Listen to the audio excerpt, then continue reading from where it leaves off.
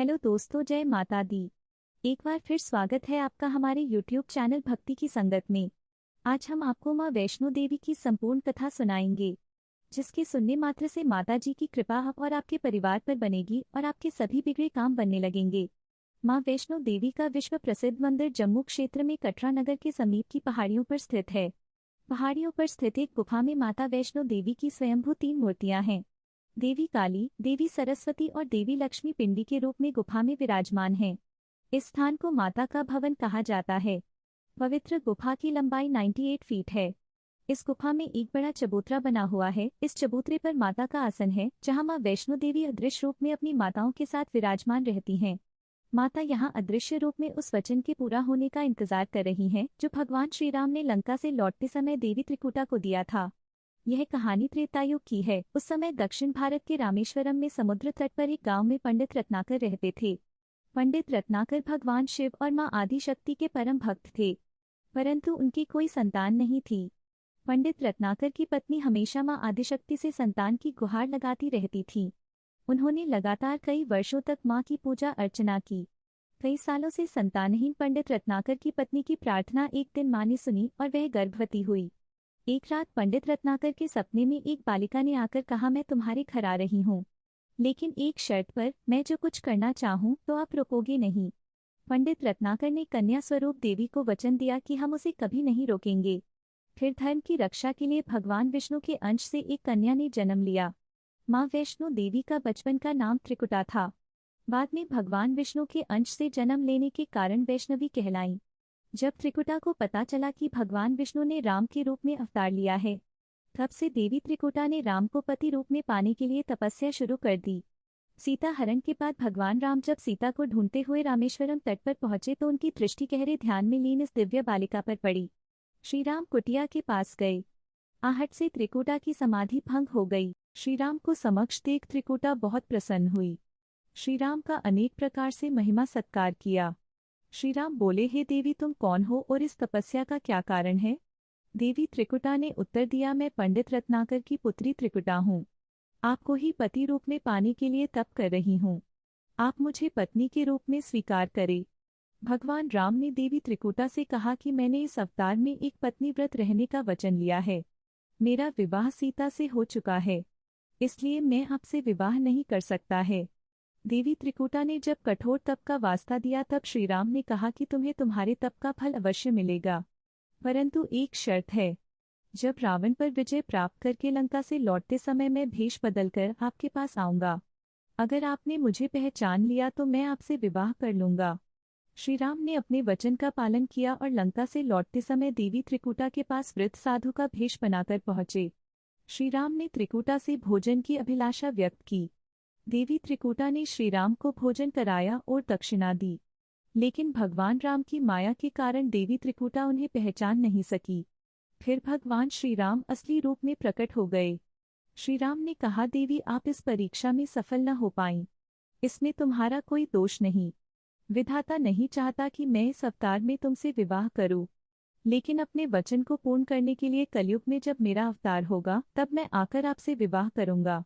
मेरे कलयुग में अवतार लेने तक वीर हनुमान आपकी सेवा में रहेंगे और धर्म की रक्षा में आपकी सहायता करेंगे। धर्म का पालन करने वाले भक्तों की आप मनोकामना पूरी कीजिए। तब तक आप उत्तर भारत में स्थित मानिक पर्वत श्रृंखला पर एक दिव्य गुफा है। उस गुफा में तीनों महाशक्तियां महासरस्वती, महालक्ष्मी और महाकाली पिंडी रूप में विराजमान हैं। आप उसी गुफा में जाकर मेरी प्रतीक्षा कीजिए।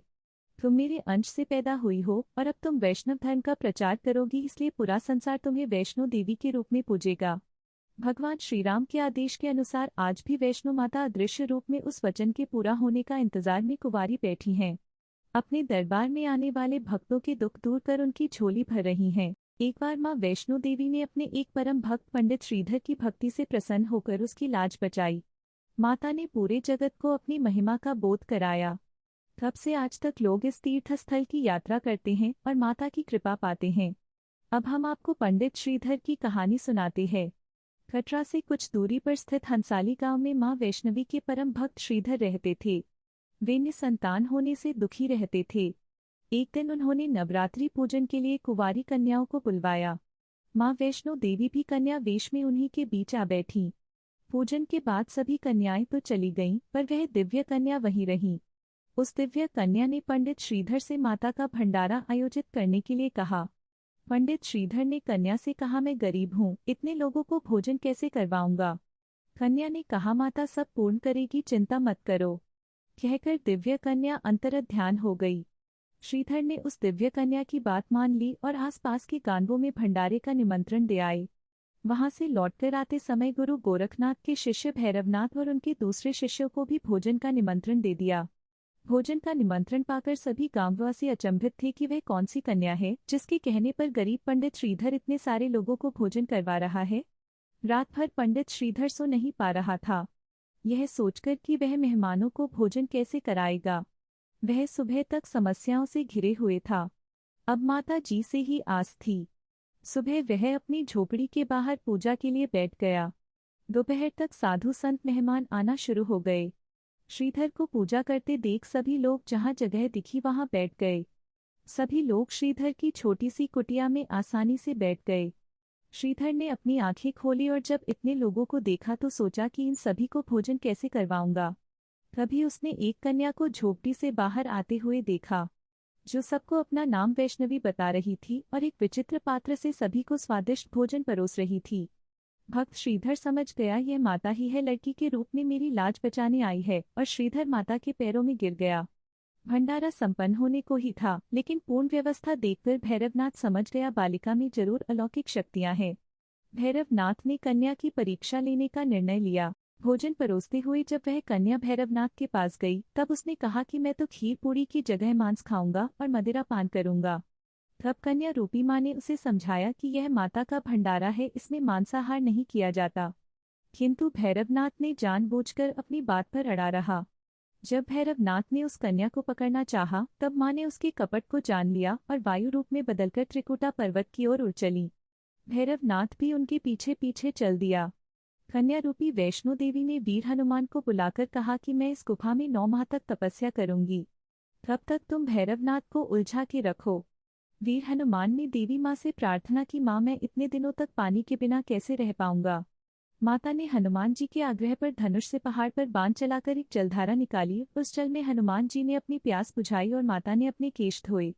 आज यह पवित्र जलधारा बाण गंगा के नाम से जानी जाती है। इसके पवित्र जल को पीने या इसमें स्नान करने से श्रद्धालुओं की सारी थकावट और तकलीफें दूर हो जाती हैं। इस दौरान माता ने एक गुफा में प्रवेश कर 9 माह तक तपस्या की। भैरवनाथ भी उनके पीछे पीछे वहां तक आ गया। तब एक साधु ने भैरवनाथ से कहा कि तू जिसे एक साधारण कन्या समझ रहा है वह आदिशक्ति जगदम्बा है, इसलिए उस महाशक्ति का पीछा छोड़ दे। भैरवनाथ ने साधु की बात नहीं मानी। गुफा के बाहर पहरा दे रहे हनुमान जी ने भैरवनाथ के साथ 9 माह तक युद्ध किया। 9 महीनों तक ध्यानमग्न रहकर माता को असंख्य शक्तियां प्राप्त हुई। माता गुफा की दूसरी ओर से मार्ग बनाकर बाहर निकल आईं। यह गुफा आज भी अर्धकुमारी या गर्भजून के नाम से प्रसिद्ध है। अर्धकुमारी के पहले माता की चरण पादुका भी है। यह वह स्थान है जहां माता ने भागते भागते मुड़कर भैरवनाथ को देखा था। गुफा से बाहर निकलकर कन्या ने देवी का रूप धारण कर लिया। माता ने भैरवनाथ को चेताया और वापस जाने को कहा, फिर भी वह नहीं माना। माता अर्धकुमारी से 5 किलोमीटर दूर गुफा जहां आज माता का भवन है उसके अंदर प्रवेश किया। गुफा के द्वार पर हनुमान जी और भैरवनाथ के बीच बहुत भयंकर युद्ध हुआ। युद्ध का कोई अंत दिखाई नहीं दे रहा था, तो माता ने महाकाली का रौद्र रूप धारण करके भैरवनाथ का वध कर दिया। भैरवनाथ का सिर कटकर भवन से 3 किमी दूर त्रिकूट पर्वत की भैरव घाटी में गिरा। उस स्थान को भैरवनाथ के मंदिर के नाम से जाना जाता है। जिस स्थान पर मां वैष्णो देवी ने हठी भैरवनाथ का वध किया वह स्थान पवित्र गुफा माता के भवन के नाम से प्रसिद्ध है। कहा जाता है कि वध के बाद भैरवनाथ को अपनी भूल का पश्चाताप हुआ और उसने मां से क्षमादान की भीख मांगी। माता वैष्णो देवी जानती थी कि उन पर हमला करने के पीछे भैरवनाथ की प्रमुख मंशा मोक्ष प्राप्त करने की थी। उन्होंने न केवल भैरवनाथ को पुनर्जन्म के चक्र से मुक्ति प्रदान की, बल्कि उसे वरदान देते हुए कहा कि मेरे दर्शन तब तक पूरे नहीं माने जाएंगे जब तक भक्त मेरे बाद तुम्हारे दर्शन नहीं करेगा। उसी मान्यता के अनुसार आज भी भक्त माता वैष्णो देवी के दर्शन करने के बाद करीब 3 किलोमीटर की खड़ी चढ़ाई करके भैरवनाथ के दर्शन करने जाते हैं। भैरवनाथ को मुक्ति प्रदान करने के बाद माता वैष्णो देवी गुफा के अंदर स्वयंभू 3 पिंडियों के अंदर सदा के लिए विलीन हो गईं। एक बार माता ने पंडित श्रीधर को उसी कन्या वैष्णवी के रूप में स्वप्न दर्शन देकर गुफा के बारे में बताया और 3 पिंडियों के दर्शन कराए। सुबह पंडित श्रीधर त्रिकुटा पर्वत की ओर उसी रास्ते आगे बढ़ा जो उन्होंने सपने में देखा था। अंततः वे गुफा के द्वार पर पहुंचे। गुफा के अंदर श्रीधर पंडित को मां वैष्णो देवी के साक्षात दर्शन हुए। उन्होंने तय किया कि वह अपना सारा जीवन मां की सेवा व्यतीत करेंगे। श्रीधर ने पिंडियों की पूजा को अपनी दिनचर्या बना ली। देवी उनकी पूजा से प्रसन्न होकर उन्हें 4 बेटों का वरदान व आशीर्वाद दिया। तब से श्रीधर और उनके वंशज देवी मां वैष्णो देवी की पूजा करते आ रहे हैं। आज भी 12 मास मां वैष्णो देवी के दरबार में भक्तों का तांता लगा रहता है। सच्चे मन से याद करने पर माता सबका बेड़ा पार लगाती हैं। आपको मां वैष्णो देवी की कहानी कैसी लगी हमें कमेंट में जरूर बताइए। ऐसी ही धार्मिक कहानियां सुनने के लिए हमारे चैनल को सब्सक्राइब करें, लाइक करें और अपने दोस्तों को शेयर करें। धन्यवाद। जय माता दी।